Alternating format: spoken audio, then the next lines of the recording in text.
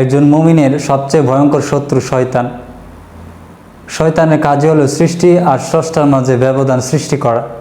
একজন মুমিনকে গুমরাহ করার জন্য তার রয়েছে নানান রকমের অস্ত্র, যা সে প্রয়োগ করে বিভিন্ন মানুষের উপর বিভিন্ন উপায়ে।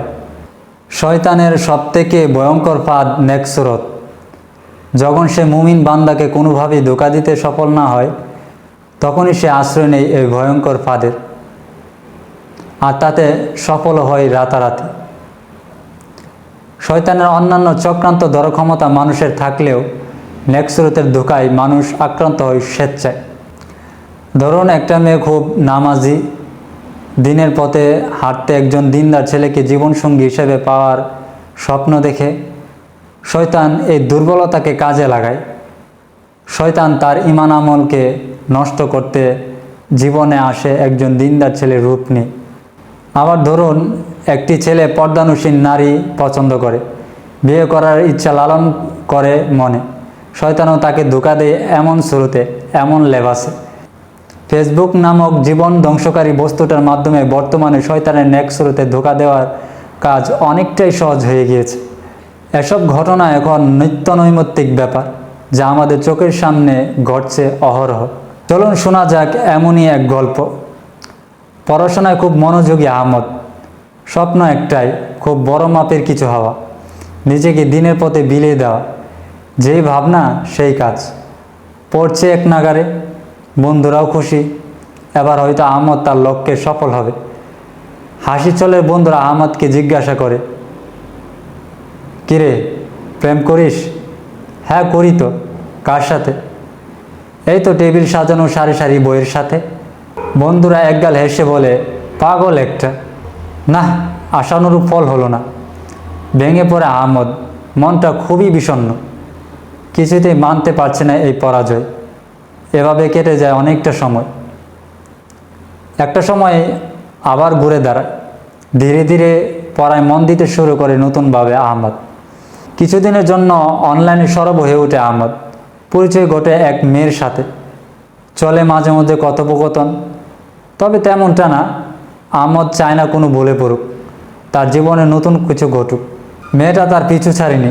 একদিন হতাশার চাদরে ঢাকা আহমদ বলে, নীল, আমার বন্ধু হবে? আমার হৃদয়ে জমা ব্যথাগুলো নীল আকাশে উড়িয়ে দেবে। জানো তো হৃদয়ে জমা আছে ব্যথা আর পাহাড়। একটু ব্যথাগুলো মুছে দেবে? বুঝবে কি হৃদয়ের আবদার? মেয়েটার সাথে সাথে উত্তর করে, হ্যাঁ, হয়তো পুরী হয়ে আকাশে দুঃখগুলো উড়াতে পারবো না, তবে পাশ থেকে দুঃখগুলো মুছে দিতে পারবো হৃদয়ে জমা ব্যথাগুলোর ভাগ নিতে। তবে চেষ্টা করবো এনে দিতে তোমার জীবনের সুখের সমীকরণ। আহমদ হয়তো বুঝতে পারেনি, ব্যথার ভাগ নিতে চাওয়া মানুষগুলোই একদিন আমাদের উপর চাপিয়ে দিয়ে যায় ব্যথার এক বিশাল পাহাড়। একটু সুখ দিতে আসা মানুষগুলোই আমাদেরকে ভাসিয়ে দেয় দুঃখের সমুদ্রে। সে ভুলে যায় একটা ছেলে আর একটা মেয়ে কখনোই বন্ধু হতে পারে না। আহমদ অনলাইনে ততটা সরব না। অবসরে মাঝে মাঝে আসে। নীলপুরে অনেকটা জয় করে নেই আহমদকে। আর আহমদ দুর্বল হবেই না কেন? একটা ছেলে কোনো মেয়ের প্রতি দুর্বল হওয়ার যতগুলো অস্ত্র সবগুলোই যে প্রয়োগ করেছে মেয়েটি আহমদের উপর। সময় তখন আসর ছুঁই ছুঁই। আহমদ সবে মাত্র খেতে বসেছে, তাও মেয়েটার তাড়া খেয়ে, পড়া রেখে। কারণ সেও যে শুরু করেছে মেয়েটাকে প্রচণ্ডভাবে বিশ্বাস করা। খাওয়ার মাঝেই মেয়েটার মেসেজ দেখে চোখ আটকে যায় আহমদের। জানো প্রিয়তম, মিশে গেছো হৃদয়ের প্রতিটি রন্ধ্রে রন্ধ্রে। জানি না কি হয়েছে, প্রতিটি ক্ষণ তুমিই থাকো ভাবনা জুড়ে। এত কথা, তবু মনে হয় একটু কথা হয়নি। এই তো একটু আগে কথা বলে বিদায় নিলাম, কিন্তু মনে হচ্ছে কথা বলিনি কত জনম। মনে হয় আমাদের মাঝে কথা হয়নি অযুত কোটি নিযুত প্রহর। বললে কি বিশ্বাস করবে? মিশে গেছো হৃদয়ের প্রতিটি পরতে পরতে। যদি প্রকাশ করে অনুভূতিগুলো, তুমি কি বুঝবে, নাকি হেসে উড়িয়ে দেবে? আমি যে বড্ড ভালোবেসে ফেলেছি তোমাকে। তুমিই তো আছো হৃদয়ের সমগ্র অনুভূতি জুড়ে। আহমদ যেন আকাশ থেকে পড়েছে।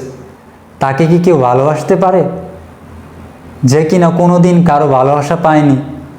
যাকে কিনা কোনো মেয়ে কোনো দিন কথা বলার জন্য কাছেও রাখিনি, তাকে কেউ ভালোবাসে? তাকে কেউ ভালোবাসবে? অবাক সুরে প্রশ্ন করে আহমদ, সত্যি ভালোবাসো? উত্তর আসে, হ্যাঁ, অনেক। আহমদের হতাশা ঘেরা হৃদয় মানতে পারে না বিশ্বাস করতে। কিন্তু প্রতিনিয়ত মেয়েটার অবাক করা ভালোবাসা বাধ্য করে মানতে, বিশ্বাস করতে। প্রতি ওয়াক্ত নামাজের আগে কল করে মসজিদে যেতে বলা, ফজরের নামাজে ডেকে দেওয়া, এমনকি আহমদের অগোছালো জীবনটা একদম গুছিয়ে দেয় মেয়েটা। আহমদ যেন হারিয়ে যায় এক অজানা স্বর্গে। মেয়েটা মিশে যেতে থাকে আহমদের প্রতিটি রন্ধ্রে।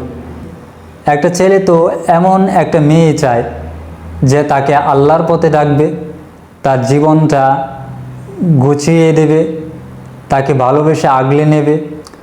বিপরীতে একটা মেয়েও চায় এমন একটা জীবনসঙ্গী যে হবে তার জান্নাতের সঙ্গী।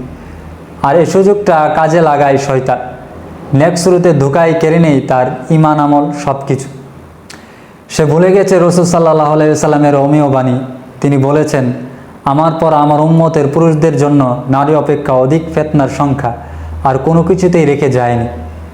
অনেক দিন হলো মেয়েটার কোনো খোঁজ নেই। অনলাইনের সবুজ বাতিও জ্বলে ওঠে না। তাকে দেওয়া নম্বরটিও বন্ধ। বলেছিল বাসার সবাই জেনে গেছে, হয়তো কিছুদিন আসবো না, তবে খুব ভালোবাসি, কখনো তোমায় ভুলবো না। হঠাৎ অনলাইন অন করতে আইডি থেকে মেয়েটার মেসেজ আসতে থাকে। কিন্তু মেয়েটা ততক্ষণে চলে গিয়েছে আর বলে গিয়েছে, আম্মু মেরেছে খুব, বাবাও ছাড় দেয়নি প্রহার। দিলটা কেঁদে ওঠে আহমদের। ওর প্রিয়তমা ওর জন্য খুব কষ্টে আছে, তাকে উদ্ধার করতে হবে তো। সেদিন থেকে ফেসবুক হয়ে ওঠে আহমদের বাড়িঘর। এই বুঝি ওর প্রেয়সী মেসেজ আসলো, কিন্তু না, আসেনি। অনেক দিন পর আইডিটা জেগে ওঠে। আহমদ মেসেজ দিতে শুরু করে একটার পর একটা। উপাস থেকে কেউ একজন বলে, ভাই, আমার গার্লফ্রেন্ডের আইডি দিতে মেসেজ দিবেন না। অবাক হয়ে ওঠে আহমদ। যার জন্য এতটা প্রহর, এতটা রজনী অপেক্ষা, সে অন্য কারো? এ কেমন কথা? মেনে নিতে পারেনি আহমদ। ধীরে ধীরে তলিয়ে যেতে শুরু করে সে। ধীরে ধীরে তলিয়ে যায় সে ইতিহাসের অতল গহ্বর। সে যে মেয়েটাকে ভালোবেসে ফেলেছে প্রচণ্ডভাবে, কিভাবে ভুলবে সে? যাকে বিশ্বাস করেছে সবটা উজাড় করে, আগলে রেখেছে হৃদয়ের সবটা জুড়ে। এমনটা শুধু আহমদের বেলায় হয় না, এমনটা হচ্ছে অহরহ আমাদের সমাজে।